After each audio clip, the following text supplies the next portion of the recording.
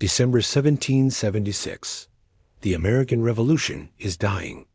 George Washington's army is a ghost of its former self, shivering, starving, and retreating. They've lost New York. They've lost their spirit. And in just a few days, the soldiers' enlistments will expire, and they'll simply go home.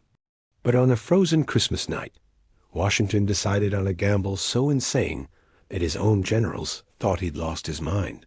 He wasn't just fighting the British. He was fighting the weather, the river, and time itself.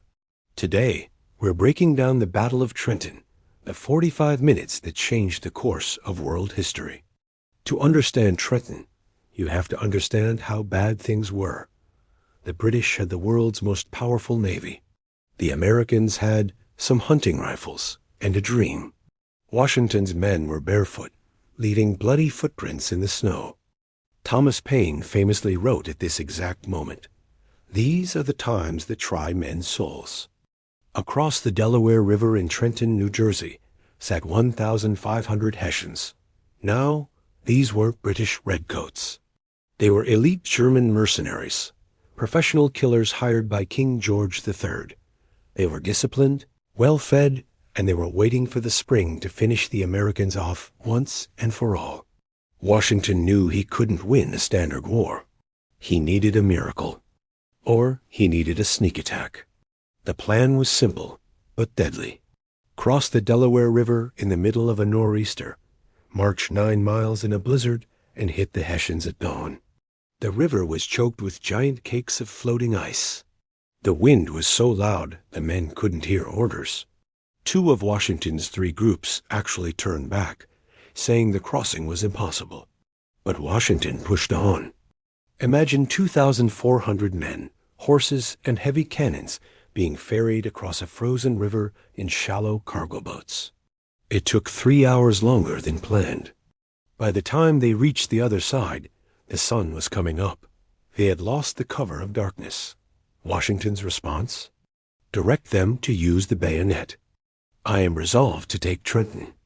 At 8 a.m., the Americans reached the outskirts of town. The Hessians were completely caught off guard.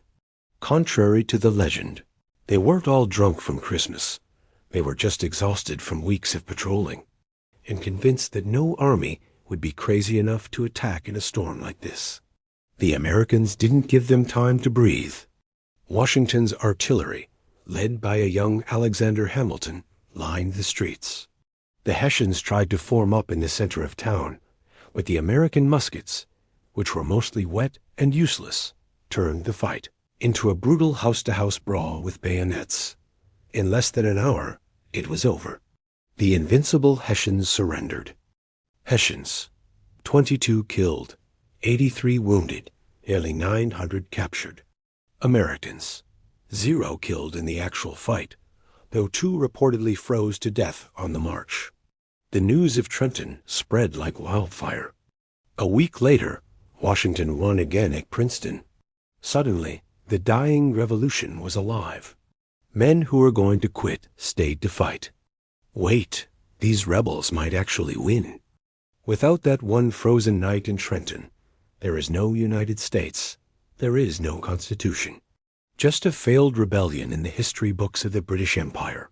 History isn't just dates.